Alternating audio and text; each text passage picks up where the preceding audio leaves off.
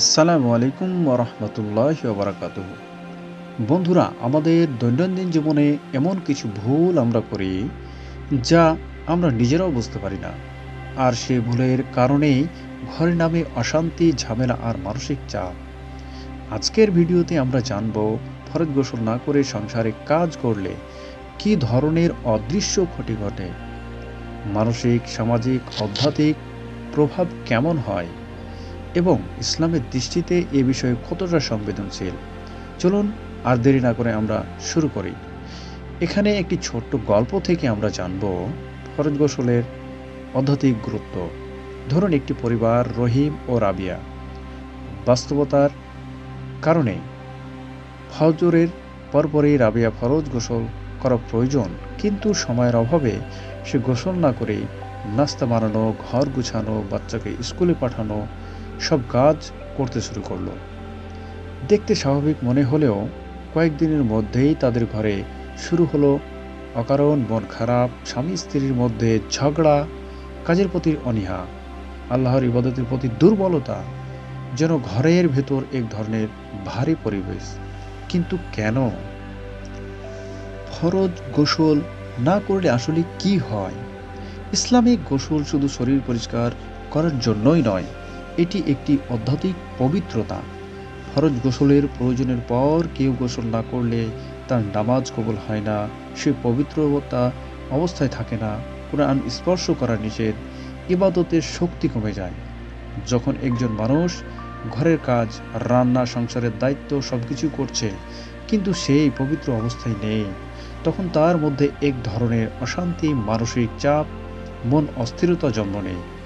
আর এই অস্থিরতা ধীরে ধীরে পুরো বাড়ি পরিবেশ ছড়িয়ে পড়ে।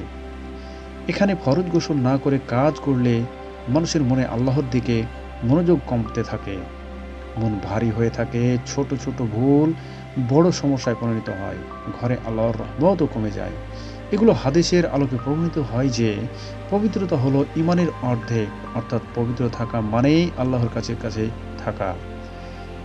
অশুদ্ধ অবস্থায় দীর্ঘ সময় কাটালে মন খারাপ, কাজের প্রতি অনীহা, রাগ বেড়ে যায়, ছোট সমস্যায় বড় ঝগড়া, এসব খুবই স্বাভাবিক হয়ে যায়।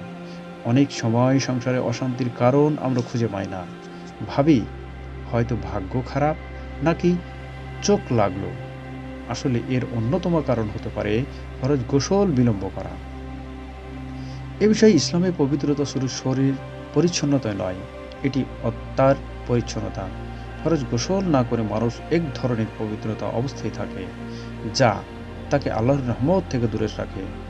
আর যখন ঘরের একজন সদস্য এমন অবস্থায় থাকে, তখন ঘরের শান্তি, হাসি, বারাকা সব কিছুতেই প্রভাব পড়ে।